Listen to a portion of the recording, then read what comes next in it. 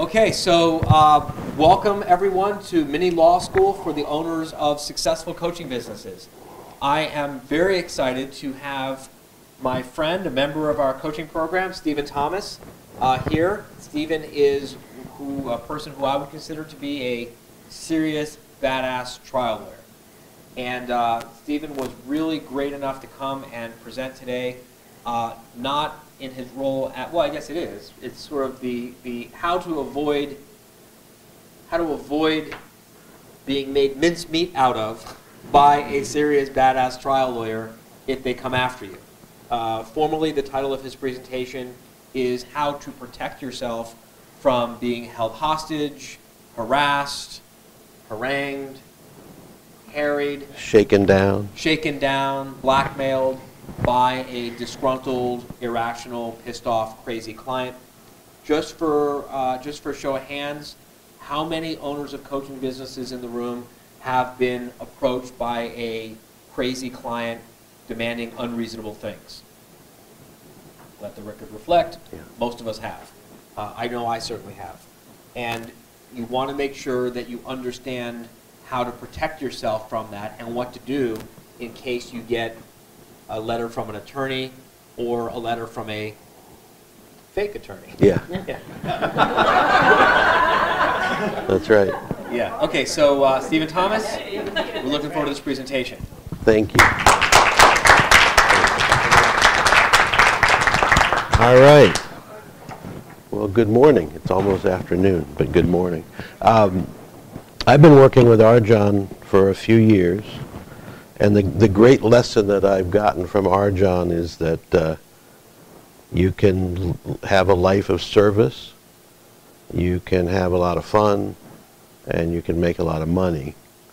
Now, if you have a successful coaching business, you're also going to discover that you are in the crosshairs of a whole bunch of different people.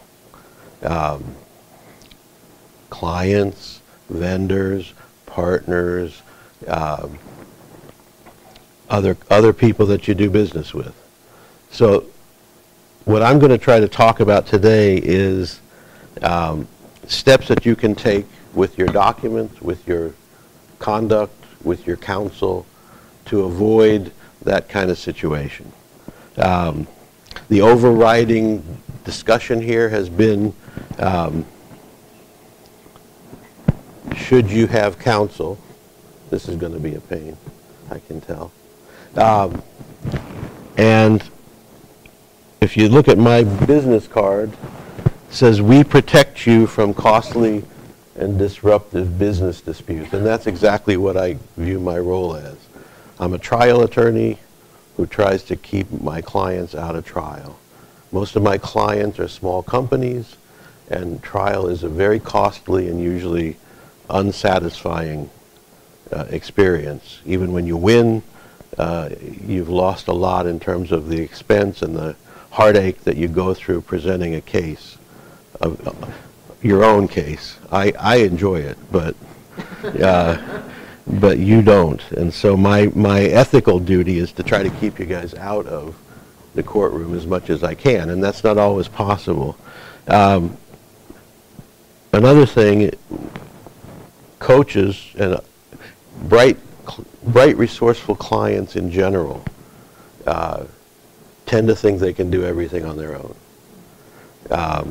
And so the question here that's repeated is, do I need general counsel? And just as a general proposition, I would say you do. I typed that up last night.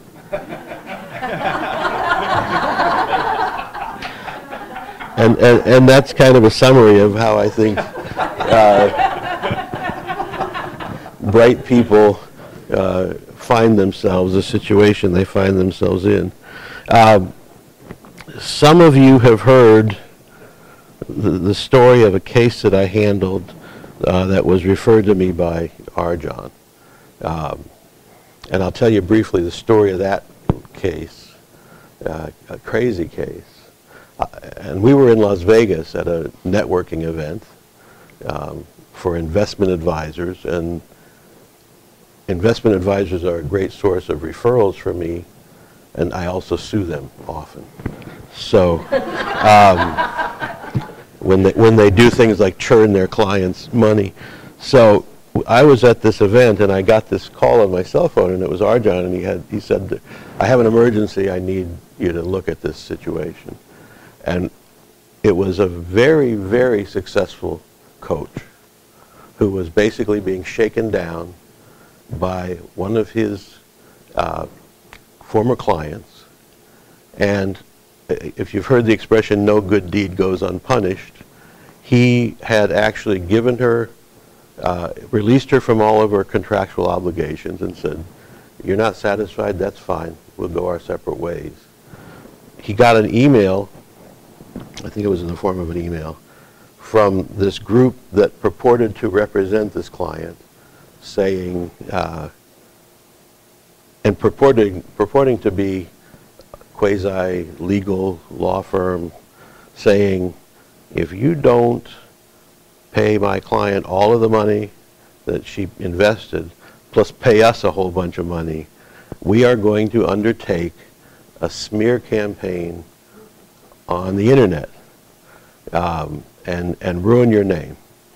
And Arjan's urgency was the fact that even though this campaign would have no merit, it would end up costing this coach several $100,000 in bad rap that would never be able, would be very difficult to undo that problem. So I really wanted to help. I didn't attend the networking event. I stayed in my room in Las Vegas, and I drafted a very nasty complaint. And I'm going to talk to you about what was in that complaint. And then when I went back to Los Angeles, we flew to San Francisco, went into the federal court. I got a temporary restraining order against this person. I couldn't get one against the, the entity that was making the threats because nobody can find them. They purport to be offshore. I doubt that they even use their real names. They're a nasty bunch of extortionists. So, and the complaint we filed was for several causes of action. And I just want to talk to you about, I'm going to talk to you about what was in that complaint, and then I'm going to talk to you about how you can get those, lay the groundwork for bringing that kind of action if you need to. Okay, so these slides, I'm going to go through them quickly because it's very, very dry stuff. These are, when you draft a complaint, when you conceive of a complaint, I like to start with jury instructions because I like to think from the trial backwards. Even though I don't intend to go to trial, I assume I'm going to go to trial. And so the first thing you look at if you're drafting a complaint, in my estimation, is the jury instructions for the causes of action that you identify. So one of the causes of action that we identified was defamation per se, and these are the elements of defamation per se. I know it's hard to read, but let me just say I'm going to make this PDF available to everybody. Just send me your email information and I'll shoot it to you right away.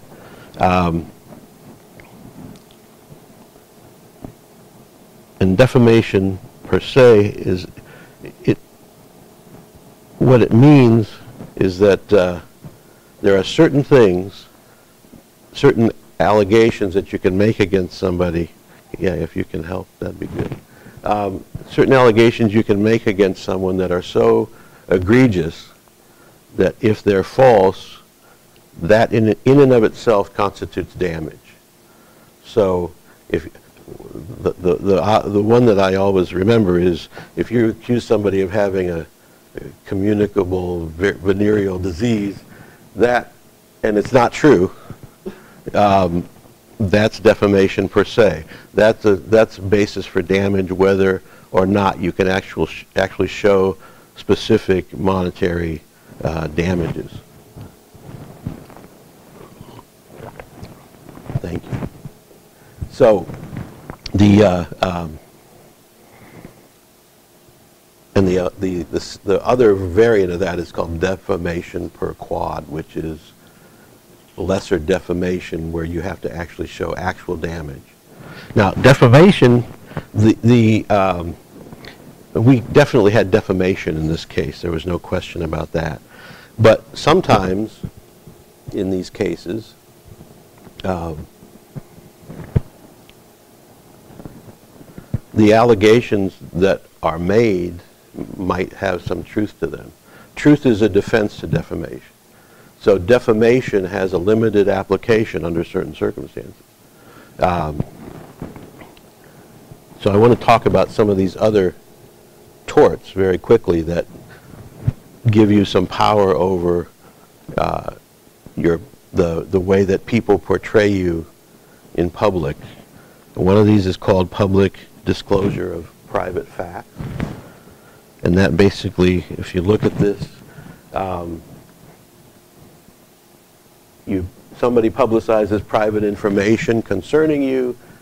A reasonable person in your position would consider the publicity highly offensive, and then some other elements. Elements are the points you have to prove one at a time at trial in order to win. You have to prove all of them. So harm, causation, these are all things that come in. And then this is the jury instruction that you would read to the jury if you presented a case on public disclosure of private facts, or actually the judge reads it to the jury, and you fight about which ones are going to get read before out of the hearing of the jury. So that's one of them. Another one is called false light, and you can be someone can release true information about you that's of a private nature, and if that information creates an unfairly bad impression of you, highly offensive is the same term as the other cause of action, then you can seek damages for that. And I'm going to go through these quickly because I want to show you how this tracks with the documents that you should be having your clients sign. Okay. Another thing that you need to prepare for in the agreement that you have a client sign is the ability to allege trade secret violations. So this is the jury instruction for trade secret. You need to understand that a trade secret's a very elusive concept. It's only good as long as it's secret. So once it's revealed, it's not a trade secret anymore. So that one of the things that the court will always look at is how much effort you've made to keep your trade secret secret. If you disclose it carelessly, then you're just out of luck. It's not a trade secret anymore. So here's the cause of action. It's misappropriation of trade secrets.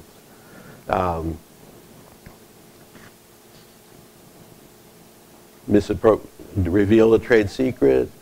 The misappropriation caused harm, and defendant denies it, and affirmative defenses. That would be what would be read to the jury. Okay. And these are all, by the way, causes of action that were in this complaint that I filed in the federal district court in San Francisco. And we received our TRO. We received our TRO. The matter was set for a hearing on a preliminary injunction, which is the next step. Not surprisingly, maybe, I was contacted by this client's attorney who said, oh, we were not that serious about this. And,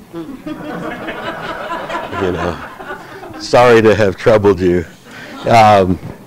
And basically, because we had her, we didn't have this group of extortionists, but we had her, and she was under the restraining order, and as were her agents. That's what I did because I couldn't actually serve them. Her agents and representatives were also bound by the restraining order.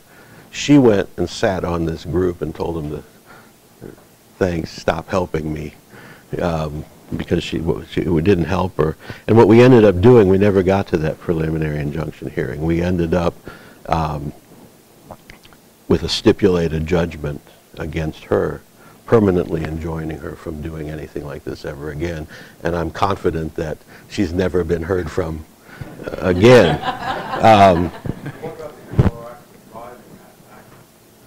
They're beyond my reach. I had a very nice conversation with the district court judge who said, well, I can't bind people that are not in the court. They haven't been called before me. They're not in the case until you get them served. And we hired investigators and tried to get them served. Exacting some revenge with respect to those people would have been a nice bonus. But what we did basically solved the problem. So where are we? Intentional. All right, so intentional interference with prospective economic relations. This is a nice cause of action. And it's basically that somebody knows that you've got economic relationships that are of value to you, and they interfere with them, knowing that it's going to cause you harm, and without any right to do that. And that's actionable, and it's a nice one, and we raised that as well. And then here's the simplest one that was actually came into play in this case because my client had good documents. So when we talk about misappropriation of trade secrets, when we talk about making disparaging statements, whether true or not, when we talk about defamation, those are all things that were covered in the documents that his clients signed with him. So I had a lot of ammunition to use to make this complaint more compelling. So when we filed the complaint, at the end of a complaint you put what's called a prayer, and it's a prayer.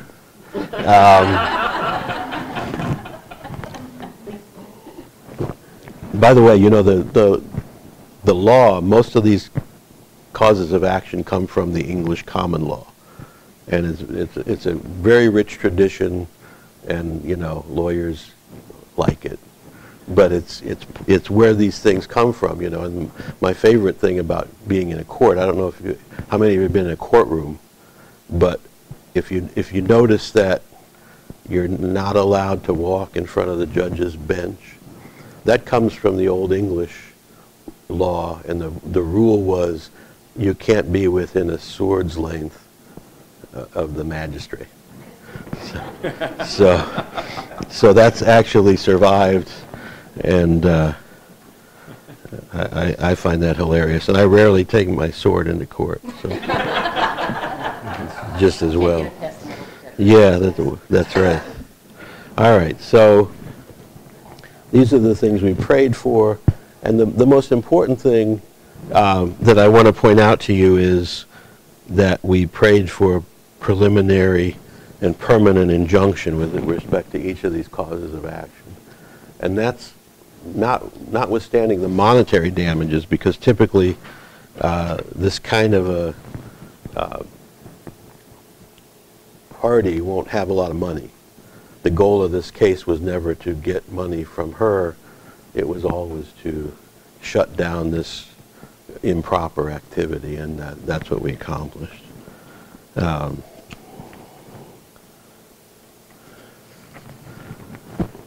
So now we get to the meat of this, which is the language, the kinds of things that you need to have in your agreements to protect yourself in this sort of situation. Okay, so obviously a non-disclosure agreement. Proprietary information is shorthand for trade secret. anything that you have a value that you're sharing with your client that you don't want your client sharing with the world, that's how you get that protected. Non-disparagement is another very important clause. Then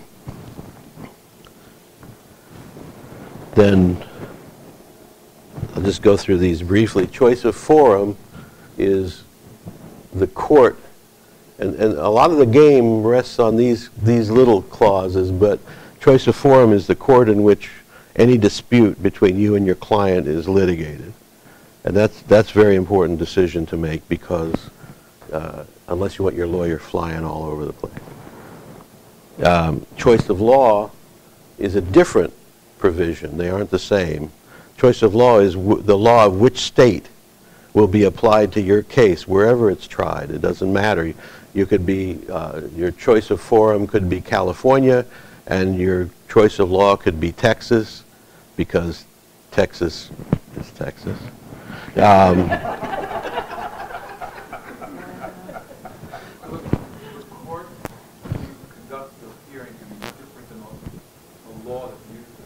That's right. That's right. No, we all read very well. You know, we're good readers, and we like reading, and it's never an issue. And these guys are bored, so they enjoy the challenge of different states' law. And the federal court's the same. You can, if you're suing in the federal court, we sued in the federal court because it gave us some advantages, but the federal courts are always begrudgingly applying state law to cases. They consider themselves functioning at a different level, so they give you a lot of grief if you're in there on what's called diversity jurisdiction, which is garden variety dispute between two people of different states. They don't like it. They like the big racketeering cases and things like that. But so another important provision to have is arbitration provision, and this is really discretionary on your part. I like arbitration because it gives me some control over the drama, the theatrics of the case. You can have it very private. You can have it in front of, when it says administrative agency there, we're talking about the American Arbitration Association, or JAMS, which is a great one. It's all very competent retired judges who you pay an arm and a leg and they try the case for you. But because you're paying them so much, they treat you well. So you get better results and a more carefully considered outcome often. And then this one, the last one, is attorney's fees. And I always put, I don't always, but I like to put attorney's fees provisions in my contracts. Attorney's fees provision is a double-edged sword. If you're litigious and you like to bring claims that are of arguable merit, you don't want an attorney's fees provision in your contract, because they'll get their attorney's fees if you lose. So if you have an attorney who's acting in good faith and giving you advice about what you should be doing and not doing with respect to filing lawsuits, then I'd have this language in there. Well, that's it. That's everything. That's basically how you protect your relationship with your clients, give your attorney some power to go after them if they come after you. All right? Questions? Questions? Yeah. You mentioned the documents that you would recommend that we have in place. Mm-hmm. Is there a list? Well, I'm talking about the agreement that your client signs with you, the contract for services. Right. So we have agreements up front, and also you recommend termination agreements. Oh yeah, if you get in a dispute and you settle the dispute, you definitely need a settlement agreement. If you're giving concessions you want to always have a full mutual leases with respect to everything, so that they don't come back and haunt you again. And that we also had that in this case. We had documents saying that everything was settled, we're all happy, we're all going away. And it didn't make a difference in terms of the actions that they took, but it would have made a difference had I had to go to trial. Yes, thank you. Sure.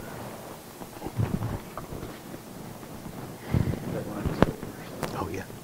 The question about the state, the choice of forum, and the choice where you file. Choice of law, choice of forum. That's the decision we make when we write the contract. Right. So if we want a badass lawyer, we got to find a state where. You got to find what? A state where there's a badass lawyer. Oh, we're all over the place. But that becomes more a matter of personal convenience, I would assume. well, I mean, I represent people all over the world. I think that whole issue is not really an issue. I like to be face to face with people, but you know, I can send you my picture if you need to remember what I look like. This was a federal court case, so you could be using the laws of Virginia and the law. If it were in the contract that, Yeah. that the client signed with my client, yeah, sure. You could apply any state's law. But since it's federal court, anybody who can try in federal court can try the case. You could do a case in which the venue was Virginia. Well, I've been admitted to lots of federal courts in what's called pro hoc vice status, which is you're admitted for one case. You typically have to find somebody locally to sponsor you. It's not a big deal. The laws are transcendent for the most part. They apply pretty much the same everywhere. There's some wrinkles, but if your lawyer's paying attention, it's not an issue. Are you a general counsel, or are you just a trial lawyer? I'm a general counsel. Most of my clients are small companies, and most of my efforts are keeping them out of court. So I consider myself to be general counsel. I have a general counsel program. What I feel like I bring to the table is I understand very deeply the consequences of not doing these things properly. So I'm showing you these clauses because I'm also showing you the jury instructions that you have to prepare if the clauses aren't there, or if they are there. You need those weapons. So I do a lot of transactional work for my corporate clients, and I don't see any contradiction in that. Thank you. So I just want to check what I heard, or share with you what I heard. Sure. First of all, I have gone through court, arbitration, all those other nasty things. No fun. No one wins until Yeah. you win the judgment. Right. So what I was hearing, though, is that, you know, if we work with you at the beginning, your job is to keep it where we don't have to come in at an emergency at the end and then risk having to pay you all the attorney fees and everything up front. Honestly, that's my goal, is to keep you out of those messes. I've had clients come in with documents and they say, I just signed this, is it all right? You know? And gave it to the other side. Yeah, you know, it's already done. I can do so much more at the front end of these situations than at the tail end. And I love trials, but I definitely want to keep everybody out of them. I just want to point something out for the coaches in the room. If you take a look at the clauses that Stephen was talking about, they're all what all of my clients say, oh, that's just boilerplate. What does it matter? Yeah. It mattered several $100,000. Okay? That's absolutely. I mean, this is the problem with LegalZoom. Mm-hmm. Not to pick on LegalZoom, but this is the problem with, oh, I can do it myself. Yeah. Yeah, you can. And what might it cost you in time, money, reputation, and your daughter being a stripper? That's right.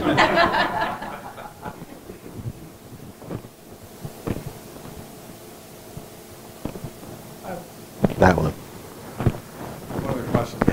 In the case you were representing, if that group just went out and did the same thing without the client, what would have stopped them from doing the same thing? The only reason why they stopped is because they went through a person. And that person, well, why would they?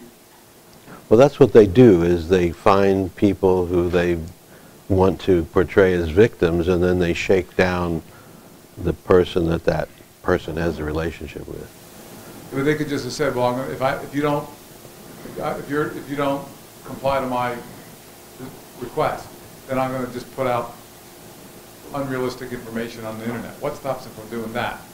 Well, what stops them in this case is the fact that their client is under a temporary restraining order and could be held in contempt if they continued to do it. In this case, what Yeah. stops? I mean, what stops anyone from just doing that? Is there? It has to be put someplace on the internet, and therefore, whoever puts it out there has some responsibility for the content.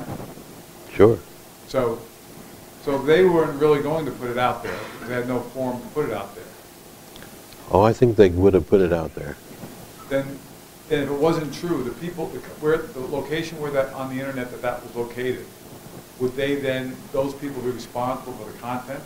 I would have been going after everybody in the world if To it withdraw the happened. Yeah, to shut down the websites, to demand that these things be retracted, that apologies. It would have been a war. But you could go after the entity, if I'm the bad guy, but I use her site to put it out there as a hosting service, She's in big trouble. then he's in big trouble. Yeah. Okay, I just wanted to get the nature of it. Yeah, no, I mean, I was prepared to go to war and go after everybody. Anybody who facilitated these lies, I was going to be on them.